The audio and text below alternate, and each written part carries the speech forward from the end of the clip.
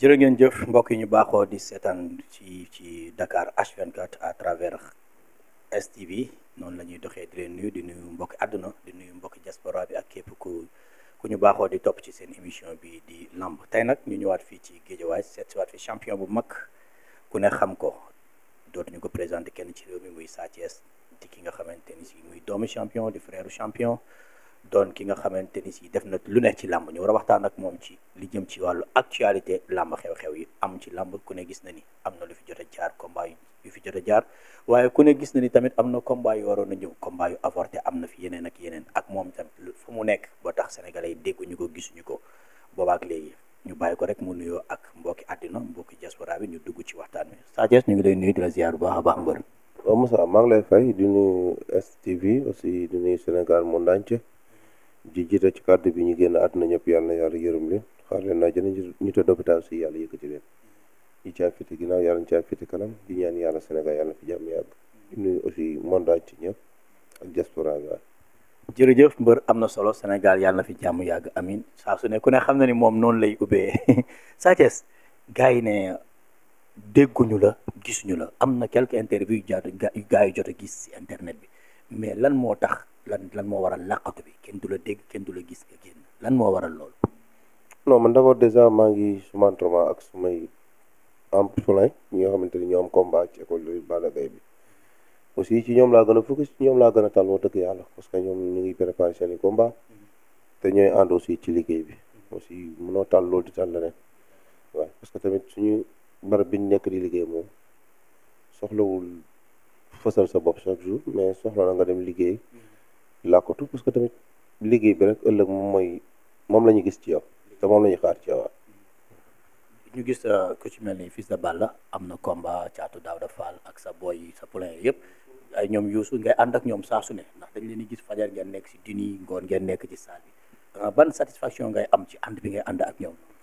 waaw dèjà niñ booloo nekk benn rek te ay ndaw lañu aussi tamit loolu bokk na ci lu ma gën a mën a motiver man mi sama personnel te loolu dafa di loo xamante ni moo gën ci école bi moo gën ci ñun te mooy suñu doole aussi muy force boo xamante ni yàlla suñu borom jagleel nañu ko ñu ngi ko bennoo suñu biir aussi di ñaan yàlla combat yi ñu jëm yëpp ci combat yi yuusu mu am ndam ci kaw doomu dàngu di ñaan aussi tamit le 1er janvier bi nga xamante ni moom lañuy jiital yàlla may ndam ba ca Daouda Fall ci kaw ama neex ndam lu seet wicc ndam lu woyof te yàlla mu ci daj benn coono te mu jik ko te bu ci jógee tamit li des ci carrière mi yëpp yàlla na doon ndam Fils de Balla mi war a bëri la 12 mook jibe jénkayre yàlla may ko moom it ndam lu seet wicc mu bañ cee daj sax coono te bu jógee foofu aussi li nekk ci kanamam yëpp yàlla na doon ndam ak ñeneen ñi nga xamante ni bëri naa école bi du ñoom dong ñoo fa combat am na ñeneen tam ñu fa am combat waaw ñoom ñëpp yàlla may ndam ñi ci am combat ñi ci amul combat aussi tamit yàlla suñu borom may leen combat ñu génn ci jàmm am ci ndam waaw des seen avenir am aussi yàlla suñu borom taxaw leen aussi di profité du nuyu Lamine Golo parce que moom moo am coach Lamine ak Mbës Pata naar bi waaw jaaytaar bi ak gars yi fa nekk yëpp ak suñu kilifa yi fa nekk yi nga xamante ni tey xam nga ku lim juum waaw parce que école moom dëgg yàlla ay jàmbaar fa nekk waaw yàlla na dagg pee daal ci saison bi lépp ci ay ndam macha allah ñu gis yéen ñëpp même boo leen bëréew sax ay gaayan ngeen yéen ñëpp ay ànd yéen ay ànd di football yi yéen ñëpp ay gaayan ngeen mais suude boobu ngeen suude noonu lan moo ko waral parce que nag boo xoolee ñoo bokk benn génération ay 2 ans lañ magante 1 an xam nga après yéen ñëpp bokk dëkkandoo biir Guédiawaye juddoo fi waaw ñëpp fi lañ juddoo màggee fii mais peut-être après xam nga kenn ku ci nekk am nga gox boo nekkoon mais dajaloo bi daal dafa mel nii rek ñoo bokk ci benn kër bu ñu juddoo aussi. waaw loolu moom bokk na ci li wane loolu ñooy ànd football des fois ku xewlew ñu ñëpp daje fa. des fois bu ñu xewlew sax des fois ñu woo ñu daje géej. daje fenn toog waxtaan des fois ñu dem géej nga yaakaar lañ fay def nga ñaan dañuy def entraînement petit camp lañ dem def foofu petit camp. waaw loolu gars yi loolu moom sénégalais yëpp gis nañ ko. seen yaakaar waaw moo tax mu neex aussi. waaw te doole la force la boo xamante ni ñi ngi ñaan yàlla mu sax. te yàlla bu mu wàññeeku. ayca am na solo Sa Thiès ñu dugg ak yow ci waxtaan parce que dégg nañ léegi nga wax ni le 1er janvier daanaka si la seen saison waa Guédiawaye di ubbi mooy ki nga xam ne mooy Thiatou Daouda Fall ci combat bu mag war a bëre ak ki nga xam ne mooy Amaneex combat Thiatou Daouda Fall ak Amaneex am na combat bu doon nekkoon grand combat ci kawam waaye dinañ ñëw ci combat Thiatou Daouda Fall ak Amaneex mu doxoon ci diggante ki nga xamante ni mooy Reug Reug ak ki nga xam ne mooy Boy Niang jot nga bëre ak ñoom ñaar ñëpp combat boobu avorté bi nga ko déggee nu mu la def waaw métti na ma mais xam naa ne ñoom ñi nga xamante ni amoon nañ ci dafa dañ ci seen biir. ñoom la gën a métti parce que tamit combat boo xamante ni da nga ko préparé ànd say mbokk. ba blessure dugg ci loo xam ne mënut a ñàkk ci sportif. waaw mënut a ñàkk ci sportif. mais dafay métti aussi tamit xam nga yow sa jëm bopp nga bëggoon koo bëri am koy yéene parce que tamit mbër day ñaan yàlla. date bi mu am préparé ko dem ci dugg ci am ci ndam. génn ci dem seeti leneen. surtout 1er janvier nag. surtout 1er janvier bi loolu da la ñuy gënal. mais nag yàlla kii dogalam jaamee ki pexeem. waaw mais Sa Thiès Boy Niang blessé na. à 20 jours du combat. mais yow blessé nga bëri te 3 jours du combat wala une semaine du combat. mais est-ce que blessure benn la tamit aussi. mais est-ce que yow da nga ne woon ci faar nga damm est-ce que blessure boobu blessure dina ko gën a rëy. non bien sûr am na yoo xamante ni am na blessure yoo xamante ni doo mën a sëgg doo mën a siggi am na blessure yoo xamante ni say tànk tey jii boo ko sampoon nii di bëri doo mën a dem ak yeneen yoo xamante ni lu mun nga ko ñàkkal fayda mais moo gën a ëpp danger aussi tamit ci loolu. kon yow daal mais tamit li gën parce que làmb jooju fi nga koy xaar. mooy kenn warta am benn gàllankoor kenn warta blessure. ñoom ñaar ñëpp dañoo war a wër péng andi état de forme yëpp leen di xaaree. parce que ko xam boo ñaa ko état de forme leen tas chaque jour. ko xam rek état de forme lay bëri chaque jour. kon ñoom ñaar ñëpp li ñuy séntu ñoom gis nañ ko mais blessure moo gàllankoor loolu mun nañ ko accepté mu neex nit ñi mu nakkari nit ñi parce que tamit yàgg na ci làmb. waaye. kon yow ànd nga ak médical bi fi mu duggee ak Boy Niang fi mu dugalee médical 20 jours du combat kon ànd nga ci mais moo gën sax ñi dem ba ay combat bi naan gannaaw suba la foofu moo gënoon métti. kon yow gisoo ci ay affaire de mystique ay affaire de piège yooyu gisoo ko yow. non je sais pas xanaa ñoom ñaa ñu naxante seen biir waaye man daal moom damay wax ci wàllu sport. ak blessure man foofu la laa koy teg waa parce que seen mystique ñoom ñaa ñoo xam li ñu ko sekkanteeg seen morom parce que man moom neutre laa ci taxawee mais l'essentiel cadre de sport. sport santé mooy bëri. yaram bu amul santé. dama nga reculer waat dem faju comme ni ko Boy Niang defee bu daloon rek tamit noonu laa koy wax conseil ko mu dem faju. c'est simple. am na ñu fi bëri di blessé mais am na ñoo xamante ni loolu duñ ko jël risque parce que tamit am na ñoo xamante say kilifa ñoo la ko doon nangul. waaw.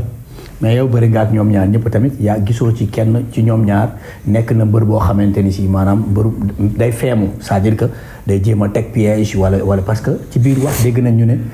même bu dee Boy Niang moo dugal recours sax moo dugal médical sax Reug Reug da doon waaj a dugal médical mais loolu tamit ñu dégg démb am na suñu benn confrère bu toog ci biir ci télé wax ko daan ne ñoom ñaar ñëpp kenn pare aussi. yow mi jot a bëri ak ñoom ndax ñoom xeetu nit yooyu lañ maanaam baatu tappale. ndax ñoom nduru nañ la ay nit yu tappale wala. kenn mosu koo gis ci ñoom. ñoom ñaar. mosuma koo xam ci ñoom. li ñu xam mooy. saa ñu jëlee avance dem nañu ànd ak seen i mbokk respecter seen avenir respecter seen carrière ànd ak seen i mbokk ak seen i staff. bu ñu ñëwee stade di nga kontaan dinañ xeex dinañ bëri dinañ daan wala ñu daan ñu dem seet leneen. loolu moom wax dëgg yàlla man moom ànduma ak nit ki ci waxi tàppale. parce que tamit boo xoolee. képp ku koy wax yow wax rek nga ci am. waaw xamoo li muy dund xamoo lu mu daj xamoo lu mu def. làmb soxlawul affaire tricher. soxlawuñu ko ci. làmb joo gis bu fekkente ne adversaire de taille yi ñoom ñaar ñoo tolloo doole en plus seen technique seen i xeex bis bi. ak li nit ñi di xaar. àq boobu dañ ko koy jox. àq boobu nag mooy dañuy wër péng dañu am benn blessure. comme nag visite médicale Boy Niang moo génn. ci googu rek lañu mën a coché. mënu ñoo coché bëri rek nag gisuñu ko. waaw parce que tamit affaire visite médicale ñi ci war a wax pour man ñoo ci war a wax. médecin CNG yi quoi. ok lu dul médecin CNG amul droit génn def sotti wax ci. dëgg la ku dul ménagère bi amul droit génn wax ci. parce que tëggoo làmb. tëggaale woo làmb. su yow amoo lu dul nga toog ci wax ci. nga yow loolu dina ci fay nga bëgg a taxaw nga ne da ngay dugg ci vie privée jàmbur. tegoo ko fenn. dëgg la. nit da ngay yem ci lu la yem loolu. loolu mooy légal. Boy Niang bu defee médical kan lay àndal ménagère am. n'est-ce pas bu demee ci médecin bi waaw bu dugalee bu fekkente ni d'accord nañ ko bu dem bu CNG. bu CNG bu ñu xoolee gis ñu lu ñu xam. ñu signé ko accord ko ne carrément dafa am blessure. loolu bu ñu paree CNG bi su sax du ci wax. ménagère moo war a génn def sotti. bu dee normal na mu annoncé man sama mbër bi nga xamante ne maa ko engagé maa ko signé dafa am gàllankoor. médical baa ngi nii. waaw jéggulu askan bi parce que ñaa ngi ko doon xaar point mais amoo droit yor sa micro naan da ngay dem taxaw fi naan ay nangam dafa blessé xam naa ko damay dimbale mbër bi dimbaloo mbër bi sa bopp ngay dimbali. voilà. ayca Sa Thiès loolu mu tëjee foofu noonu am na solo Sa Thiès Thiatou Daouda Fall di bëri ak Amaneex mbër bu am expérience Thiatou Daouda Fall xam nga ko ndax si say poulain la bokk waaye ki muy bëree tey ban lan nga yaakaar ni pas nga conseil parce que tamit kuy dem guerre doo wax say arme da ngay nëbb say arme waaye lan nga yaakaar ni mën na koo def ba génn ci combat ku mel noonu kooku nga xamante ne daanaka nax na xale yëpp. waaw nax na xale yi Amaneex. nax na xale yëpp. boo ko jiitu ci làmb d'abord. waaw loolu li ñu accepté la. d'accord nañ sa bokk dana nekk champion d'accord nañu am problème. adversaire yu mu bëreel Thiatou Daouda Fall bëreegul ak moom. waaw d'accord naa. mais boo xoolee parce que Thiatou Daouda Fall dafa nekk xale bu ndaw boo xamante ni. ñun. yaa am na photo yoo xam bi la ko wanee ne la photo yi 5 ans la. xale la moom danga naan mënul nekk. dëgg la lu dëgg. kon moom liggéey na jàmbaar la wax dëgg yàlla triché wul ci carrière Thiatou Daouda Fall boo xoolee man sax damay toog ñaar moo sa waay waxal caat taxaw bi gaayen nañuy dimbale rek parce que waa day ramas mais damay réer ak xam li ma xam ci mu bañ a taxaw benn place. parce que leneen bii bëree day taxaw comme joñ. waaw xam nga ne la ñëwul bu la neexee. gars yi chaque jour dañ ma koy topp di ma ko wax. mais man damay reetaan day xam li ma xam. parce que xam naa mooy kan. te ku xam caat boo xoolee combat bi mujjee bëri ak combat bi muy ñëw di bëri ak Amaneex. bis bu simee ko stade di nga xam ni caat bii bokkul ak boobu. maanaam liggéey na loo xamante ni si. plus teg ci. ak li mu liggéeyoon contre Pape Ndoye. wallaay lazim combat bii la gën lay gën a développé combat bi lay ëpp doole. macha allah te combat bii dina simmeeku ñu xam ne kii mën na sax kër dafa mat sëkk ak grand combat. te it nekk na mbër boo xamante ni combat bi moom en personnel. xaarul nga bëggal ko ko. moo leen ko gën a bëgg yéen ñi nga xam yéen bëgg fuuf. ndax coono yi mu ciy daj. yenn engagement yi mu ciy jël. man damay dem ba benn sens dama naan pëcc bi non wàññi li nga koy daj. Lamine. kii Aadu. man ak Aadu kañ la ñuy jël congé. kañ la ñuy jël congé. parce que booy combat bi lu ko dese bëriwul de mais moom sax day reetaan nu saa bi laa baax na yàlla baax na mais tellement que. der la jàmbaar la bëgg na ko liggéey na ko nag bëgg nañ ko waxul ñu lay wax kase déedéet. mi ngi liggéey li tax mu war a daan Amaneex.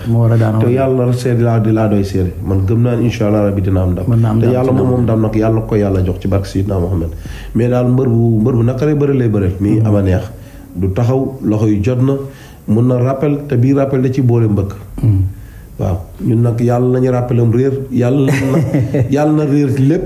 ci li muy def nga xamante ni daanu rek lay gis. daanu rek lay gis le 1er janvier. waaw ayca loolu am na solo Sa Thiès xam naa ni daanaka. mais tamit di ko félicité ndax bu ko neexoon bañ a bëreeg booy. waaw parce que jël fi ñaari booy ci bii fii Géejawaay.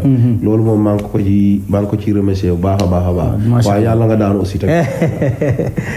kon loolu nga wax Amaneex quoi mu daanoo waaye Sa Thiès fils de Balla. moom mi nga xamante ni tamit daanaka ñoom ñaar 1 semaine 2 semaines la ñu rawante ma du sax 2 semaines 10 jours. parce que le premier ak le 12 moom presque benn la. moom itam muy bëre ak mbër bu ës Diène Kaïré. yow Diène Kaïré xam nga ko loo ñu mën a wax tamit ci combat boobu. waaw Diène Kaïré xam naa ko ci làmb xam naa ko ci appui bokkoon nañu salle olympique. ci ji waaw. daal nañu entraîné na mu nekk jàmbaar bëgg entraîné gëm boppam. aussi ndaw la aussi waaw fils de Balla nag man ma xam ko ci école bi xam ko. ci jikko xam ko ci melukaan. xam ko ci comportement tout. kon yaakaar naa ne moom laa gën a xam. te moom laa gën a jege moom laa gën a mën a maîtriser. combat bi nag jël na ko ci anam boo xamante ni. man dama naan fii sa Balla combat yu mës a bëri yëpp man li ma gën a gëm man en personnel. te waxuma la gëm ko kase man li may wax dama koo teg bët. combat yu mës a jël yëpp état bii day bokk ci état yi gën ci carrière am moom. fils de Balla waaw. si état yi mu daan indi. ba mu dalee ba léegi fils de Balla gis nga li mu Sa Thiès li muy ak général Malika. wallaay lazim état yi mës a bëri yëpp bii moo ciy gën cat laay muslu ci mbirum état. ci combat moom ak Diène Kaïré bii nii. wóor na yàlla laa la waatal laa wax wóor na yàlla xam nga dama ko waatee caaxaan. état bi mu yor bokk na ci état yi gën yu mu daan def parce que man ànd nañu. gis naa. teg naa ci sama bët. mu def lu mu daanu woon def di dund ci liggéey bi lu mu daanu woon dund. di sacrifier boppam ci lu mu daanu woon sacrifier xam nga man te man moom moo ma gën a jege tey fi ñuy def entraînement. non loolu combat bee ko jar wala yéen a ko teg. moom moo bëgg combat bi maanaam laa sax danaa la booy. dañoo jël combat ñu yéene leen. waaw ba ci ànd ak ñoom. mais ñoom dañ ñu koo gën a bëgg. te chaque fois nit nag boo ko yéenee dara gis ko mu gën la koo bëgg day daal sa xel. day daal xel parce que chaque fois rek li ngay bëgg yow dala koy liggéeyal plus. loolu sëñ Fallou di wax ku nekk si yoon moo neex a yóbbaale. sëñ Abdou Karim ne carrément. boo paree yaa neex a ñaanal. waaw yaa neex a ñaanal moom neex naa ñaanal waaw. voilà ñun foofu lañ toll.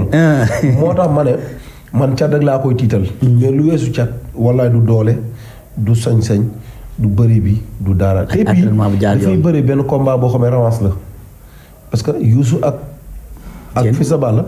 kon nag xam nga ay xarit lañ ay Youssou dafa daanoon Diène Kaïré kon dafa ñëw pour jëlal Youssou revanche. n'est-ce pas kon loolu moom na leer moom loolu daf koy bëriwaale mais loolu nekkul loo xam ne dañ koy jël teg ko suñu bopp. non non da koo jël wàcce ko fi mais xam nañ loolu bokk na ci li nga xamante ne ko programme mais pare na à 100% ba yokkal nañu yeneen 100% denc waa yeneen 100%. kon am na 300% daal ëpp na waaw moom koy mun na dem ba ay 1500% mais jël nañ lépp nag denc ko mais lépp ñu ngi ko jël wëlbati rek teg ko ci loxo yàlla suñu borom. aussi école ba ni ñuy liggéey ci contact beeg tout. gars yi pare nañu. lépp loo xamante ni organisé wu la laaj gars yi organisé nañ ko maanaam loolu tamit wax dëgg yàlla lu ñu neex la mais Fils de Balla moom. dal na sama xel Thiat Daouda Fall. dal na sama xel ak yeneen booy yi nga gis ñuy bëri yëpp ñoom Youssou ñoom ñëpp ñu ngi liggéey wax dëgg yàlla. xanaa kay moom ñi nga xamante ni ñoo des ci kanam. ñu dem bi ci biir bëgg rëkkalewaat waaye ñoom ñi nga xamante ni ñoom cata lañ dese moom. mënuma ci wax dara. yàlla may ndam daal wax dëgg yàlla Fils de Balla moom ni ko Balla xale la. waaw nekk ci yoon. vraiment yokkul sax poids. waaw yokkul poids dafa ñëw combat bi gëm naa ni moom. dina ñoom ba pat ci de. ci combat bi waaw. ayca loolu am na solo ñu koy nuyuwaale au passage Fils de Balla nekk nit ku baax moom itam Sa Thiès ñu dugg ci beneen parenthèse. Sa Thiès gars yi boobaak léegi ñu ngi wax fu Sa Thiès combat am fu mu toll. ndax dégg nañ fi nga toog daal di ne am na structure maanaam promoteur bu bëgg sama combat man ak diw waaye diw moomu moo ne moom bu réewul ak yow muy Tapha Tine am na promoteur bu ko bëgg promoteur bi tamit toog na si télé ne man bëgg naa combat Sa Thiès ak diw waaye bu dul combat boobu tamit la guerre des promoteurs ndax ku ne gis na fi combat bi nga xamante ni mooy Siteu bi mu bëreeg Modou Lo ba pare moo toog ci plateau bi daal ne man maa téye woon Balla Gaye 2 ak Aziz Ndiaye are xaar mbay ma jaaga waaye jàllale naa leen Aziz Ndiaye daal ne ko bu la neexee mën ngaa reesi si avance bi. combat boobu lan moo tee mu am ba tey sénégalais yépp nag benn combat la ñuy wax muy Sa Thiès ak Modou Lo fan la ndax Sa Thiès am na ci ay lu mu ci jot lu jot a ñëw ci moom ndax Sa Thiès pare na pour bëri ak Modou Lo wala Sa Thiès jël na avance Modou Lo waaye nañ dugg ci lan moo tere combat yooyu noonu taxaw yi sénégalais yi bëgg te promoteurs yi taxaw ne mën naa ne. waaw bu dee combat Balla Gaye Siteu. loolu peut-être Aziz moom moo ci mën a leeral wala bàyyi. parce que yaakaar naa ne daal ñu ngi koy dox. mais problème cachet daal gëm naa ne ci la bokk. ci la bokk. waaw parce que kay beneen côté bi cachet bi ñu laaj xam naa bëri na ci promoteur bi mais bëriwul ci mbër bi. ay Siteu li ma dégg ñu ne moom la laaj. moom la laaj man gis nga mbër. loo ko fay jar na ko. waaw waaye promoteur bi di bëri. bi tëgg. na yenn lu ma attan ndax ànd bi loolu dong la. dañuy ànd mais dañuy waxtaan ba fekkante ba déggoo. parce que ànd bi loolu dong méttiwul. dëgg la waaw bu laajoon milliard. mérito na ko. waaye boo ko fayee fukki dërëm moom it mérito na ko mu tëggal la ko. parce que làmb na li ci nekk ci frais ak finance dafa métti. dëgg la te pourquoi làmb mënuñoo fexe xëy ba mu avancé dem ba 500 ba 1 milliard. war nañ cee mën a toll waaye war nañoo dépassé rek mbër bi li muy laaj daa bëri. mais war nañoo mën a xool solution sponsor solution ci yan lutteurs ya ñu war a dem. ci marketing ñu andi leen ko ci biir làmb. ñu fexe ba bu ñu fayee mbëri 2 milliards ñoom am nañ seen bénéfice 7 milliards. toll nañ ci. xalaat yaa ngi fi xel yaa ngi fi. waaw dëgg la de. te làmb Sénégal sax toll na foofu. mais mënuñoo dëkk chaque jour benn kase toog mënuñoo dëkk chaque jour bañ a xalaat bañ a dox non non. parce que tamit lu bari bëgg la mbëtt bëgg. dëgg la loolu mooy problème bi. mbër ak promoteur mënuñoo dem. mënuñoo safula. mënuñoo tàggalikoo dëgg la ñoo bokk seen ndey ñoo bokk seen baay. kii bu tëggul kii du bëri. wallaay. dañoo wax dëgg loolu moo fi nekk. mais mun nañoo jubóo mun nañoo waxtaan. te lu naan incha allah mun nañoo jubóo. te làmb nag waaw du wax ji mën naa bëri nag mais ñu war a taxaw. de yombul nag déedéet. ndax négociation moo metti. surtout fu ay cent et quelques millions di génn. dëgg la làmb yi mag dafa nakare lijjanti. te gis nga nit boo amee staff am mbokk. combat balaa nga koy jël am ngay mbokk. am ngay staff. am nga encadrement. surtout nag boo jugee sax ci làmb li la war mooy di nga dem ziar. waaw ñu la dañ ñaanal. dëgg la de remercier ñu la dañ jàppale. xam nga war a mën a noppalu benn temps. xoolaat bu baax ci li nga jëm. loolu tamit boo ko bëggee boole bëgg a ñëw rek ñu ne la am ji daa war a taxaw tey. nga bëgg ko yenn tey. daa mel ni Sénégalais ñoo dajal xaalis jox ko promoteur bi de. sa li gars yi di rumbandaat sa diggante ak Modou Lo. ndax jot nga ci waxtaan ak nit ak promoteur mu koy dox wala jël nga ci avance wala. aw na daal maa ngi toog taaxirlu wax ji nag bëri na trop. waaw Moussa lu jot rek dama naan day yomb. dëgg la. combat bi lu wax ji bëri. déggoon nañ fi Modou Lo Balla Gaye déggoon nañ fi Balla Gaye Yékini. gis nañ fi Modou Lo kalaaf ba. ñu ës ñu mbëraloon. Balla Gaye kalaaf ba. xam nga ba ci Modou Lo Eumeu Sène da koy rey. ñëw bëri ci. tout loolu yooyu yëpp ban pour man danger mënu ko raw. ak coow làmb waaw. boo xamante ne làmb joo xamante ni diggante nit la boo xamante ni yegg na fu mu war a yegg. moom mooy choisir ku mu neex bëri moom. loolu moom force la ku mu neex ku mu nakari loolu la ko yàlla jëlee. kan Modou Lo mooy choisir ku mu neex mu bëri moom. bien sûr. mais Salif dëgg la Modou Lo mooy roi des arènes. yoon la mu choisir ku ko neex waaye tamit sénégalais yi tamit am nañ bëgg-bëgg. waaw dégg nga ma ne bëgg-bëgg sénégalais yi. mun naa méngoo ak li mu bëgg. mën naa bañ a méngoo ak lu mu bëggul.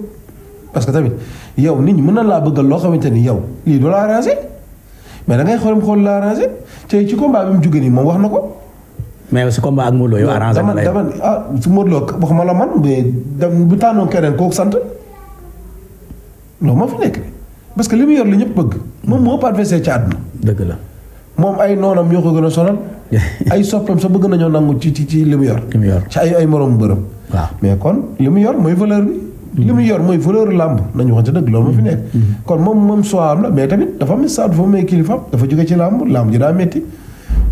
tey munoo jóge ci làmb ju métti bëgg a wëlbati ñu ne combat bi taxawaat na ci diggante boobu man da ko dëggaal góob ma ko waaye daa personnel man li mu yor bëgg naa ko yor. samay morom bëgg nañ ko yor. kon su ma nee na bëgguma bëre moom waxuma dëgg. mais Modou Lo ñu laaj ko ay combat mu ne damay toog noppalu Sa Thiès ñu gis Modou Lo avant muy bëre ak Siteu yow yaa daan Siteu Modou Lo bi ñu koy wax foofu ñaari adversaire lañ ko doon wax Sa Thiès ak Tapha Tine mu ne damay noppalu parce que boobu daan na Boy Niang ba pare ñu yeew rek mu jël Siteu loolu te boobu tamit yow sa xel a ngi ci woon ndax mooy roi boobu ndax loolu daloon la ndax tamit mënu laa dalaat. su ma dalee ma sante ko yàlla. mais loolu ji koy saay-saay la loolu dara. loolu mooy ndi fi nante. waaw affaire nante la. waaw man du basé wu ma ci Modou Lo. déedéet man dama focus ci sama bopp. ci suma avenir laa gën a focus ka ay waxi roi des arènes kase.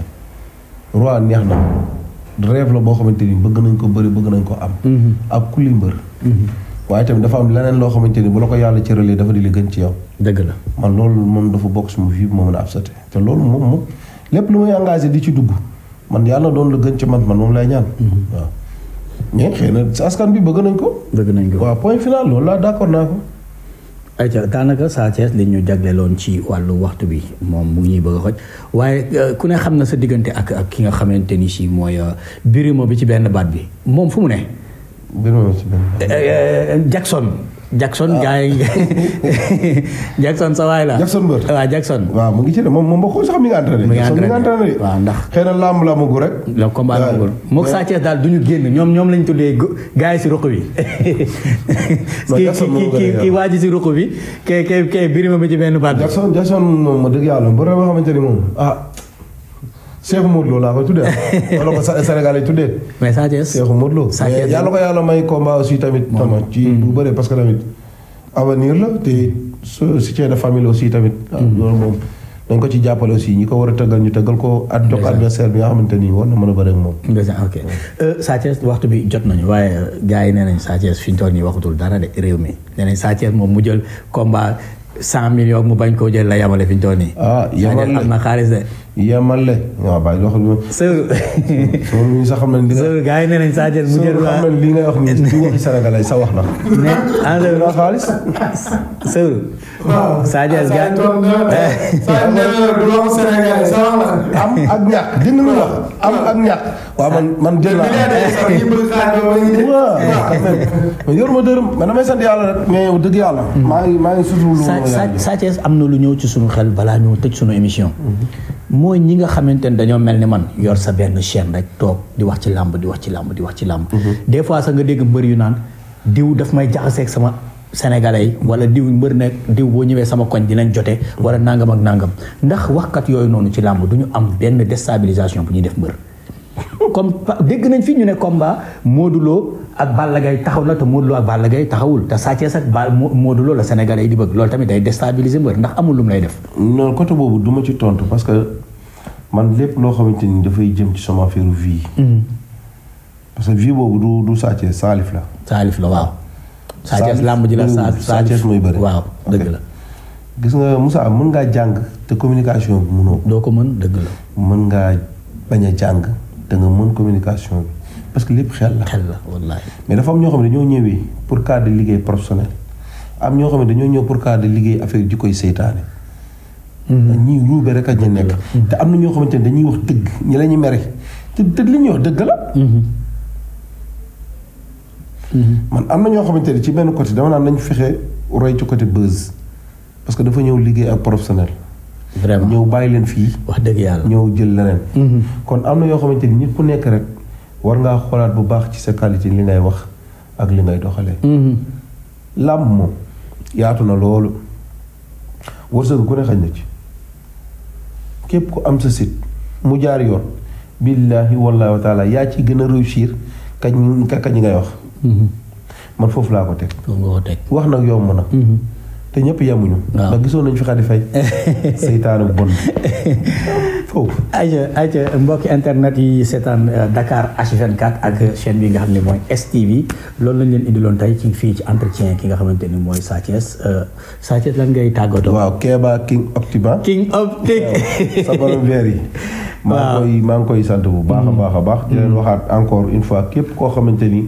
bëgg ngaa yóbbu sa waajur màkk ngaa bëgg yóbbu sa mbokk màkk aussi tamit day taxaw ci loolu message bi da ngay bàyyi numéro aussi boobu kay day ñëw ki nga di remercier bu baax a baax ki ñi ma xamee ci Pape Mama Fall Andaw Ndiaye Moussa Fall ndax bu méttee damay ni gis bu neexee damay ni gis di gërëm aussi Paate Dof Balla waaw borom Grand Médine waaye nee na léegi borom port la ne day watul dal seytaane bu mag la moom it di gërëm Omar Bass sëñ booy ak Waali bu Mbuur di gërëm Mbay Touré sama mooma xarit la nit ku baax la di gërëm Jibiloo aussi tamit di gërëm sama benn xarit bu baax bu nekk Mermoz bëgguma tudd turam ndax bëggul turam génn fenn daal di remercier aussi sama yaay baax a baax di ko ñaanal yàlla suñu borom yàggal ko amiin di gërëm suma xarit yi may àndal ko ci mel ni commissaire mooy suñu kilifa di nuyu seeni sama nami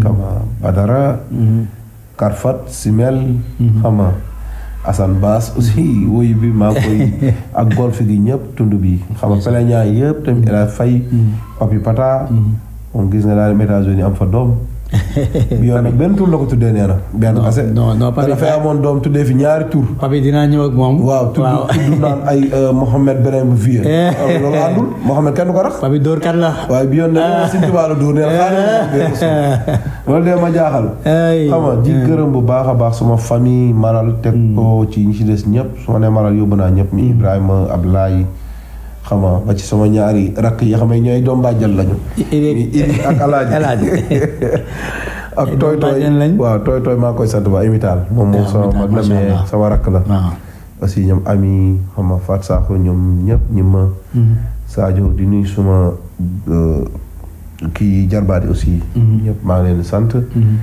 ak Sada Ahmed Naar xam nga dëgg yàlla dañuy taxaw ci bépp après ak Ahmed promoteur day sonn ci man mooy day taxaw ci lépp xam nga di sant ñëpp koo xamante ni lim ma rek maa ngi jégalu. mais ana sa pele ñaay ñoom foo ñoom Iba Ndiaye gars yi bëri problème yooyu. ñaari seex yaa ay laatiir ñaari pele ñaay seex pele ñaay. seexu pele ñaay Iba Ndiaye la foo xam nga ne foo borom 1500 équipe ku na lay foral. ku ñëw mu ne sama équipe ku mu ne rek équipe am na. Iba Ndiaye moom Barça moom pression lay dundee mi ngi noonu mais sant naa leen bër parce que tamit gis nga foofu noonu.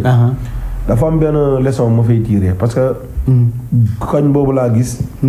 ñoom mag ñooñu toog ak seen i moromu rakk ak seen i moromu doom. te bu la neexoo mënoon nañ ko bañ a def. dëgg la te dañuy waxtaan comme si que ñu ñëpp a maase. wallaay. kon loolu dafa nekk loo xamante ni man de dëgg yàlla bëgg naa chaque fois di toog jotaay yu mel noonu. mais maa ngi nuyuwaale Abbas Paris. Dave waaw Dave maa ngi nuyu sa rakk bu xamadi boobu booy Lamine la xaw ma. xam nga maa ngi koy sant bu baax a baax a baax mais gërëm naa ñëpp ñuy taxaw. wax dëgg yàlla ku lim rek di nga juum. mais képp koo xamante ni lim ma la rek maa ngi jégalu. mais xel matul. waaye daal sant naa ñëpp ñu may jàppale. sant naa ñëpp ñu may taxaw. di nuyu ñëpp ama wax dëgg yàlla ndax famille Ndiaye ni aussi tamit maa ngi leen di sant. ñu Aziz Ndiaye Baye Ndiaye. Kor Ndiak.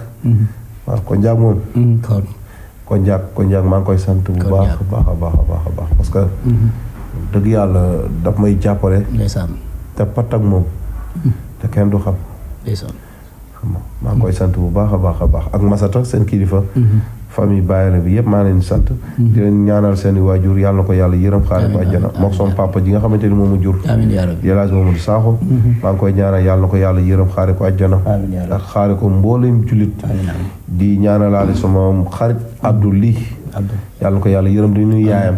di nuyu waale Pape Cheikh. waaw coach. di nuyu aussi tamit li nga xamante ni mooy Amzo bàyyi Abdou Ly bu ndaw. waaw loolu tamit maa ngi koy sant baax mais di nuyu waa golf gi yëpp. ak waa Kër Massar. di nuyu waa Touba nga xamante ni sama sëriñ Cheikh Abdou Karim Mbacké bu Fallilou. yàlla na ko yàlla jafal jàmm saxal cëram. wéral yaram gi. dëgëral ko bàyyi ko fi ba ci kanam a kanam. di nuyu waa Touba Tivaouane bi yëpp aussi. di nuyu waa Kaolack. xam nga ci Yoff Thiénaba. Bira Ndiaye aussi tamit maa ngi koy gaa balaa ma koo fàtte ndax xam ci gem bi la bokk. wax dëgg yàlla da ciy sonn loolu. di nuyu tamit benn waaju baax bu tudd Ndiaye. mu ngi Touba. dëgg yàlla moom it yàlla baax na daal. yàlla baax na. mais maa lay sant bu baax a baax a baax. ndax yow moom du lii moo ñuul leen. ak sa doom day. waaw sóoru moom. dóorkat la de. non waaye moo la tane. lu leer laa la wax. sóoru moo la tane. dóorkat la. ayca jërë ngeen jëf mbokk internet yi loolu la ñu indi loolu man. nuyu waale Babacar ñoom ñu ngi ci porte bi boo ñëwee tee naa ko sa buntu bi ndax wóoyi. Babacar sama gaañ la ci porte bi laay am xool nu ma defal moom. ayca gars yi noonu laay doxee man itam di ziar suma papa bu baax di ziar suma yaay di leen ñaanal ñu gudd fan loolu te ànd ak wér. Keba Thiam King Optique moo ñuy jox yu nice yi ñuy takk Keba Thiam numéro am dinañ leen ko defal ci bas écran bi moom mooy ki nga xamante ni mooy numéro 1 ci wàllu lunette. place yaa nga nekk benn baa ngi ci Kër Massar benn baa ngi ci Cambérène rond-point Puno ya benn baa ngi Colobane benn baa ngi Castor en même temps dafay yëngu ci li nga xamante ni mooy wàllu billet avion ñi nga xam ñooy umra ji war a bëgg a yóbbu seen wayjur Makka ñi nga xamante ni ñoo war a dem yóbbu seen wayjur fépp fee nga xamante ni mooy Fès fépp rek fu waaye mën a ne ngir jaamu yàlla rek Keba Thiam mën na laa jox billet. kon gars yi même tamit day def tamit king lavage mooy ñi nga xam ñooy raxas wàllu moquette wàllu oto loolu lépp luy nga xamante ne photo yi lépp luy setal rek Keba Thiam daf ciy yëngu dinañ leen jox numéro téléphone am bu ko defee képp ku bëgg ci yu nice yi rek mën ngaa woote King Optique mais bu leen jaar ci Sa Thiès bu leen jaar ci Sa Thiès numéro bi laa leen di jox. waaw jox leen ko direct. ngeen dem direct bu leen jaar ci Sa Thiès. xam naa sax dama ñu ubbi fii daal. ay ja gars yi loolu lañ leen indiloon tey ñu joxe dig daje ba beneen incha allah jaa ngeen jëf.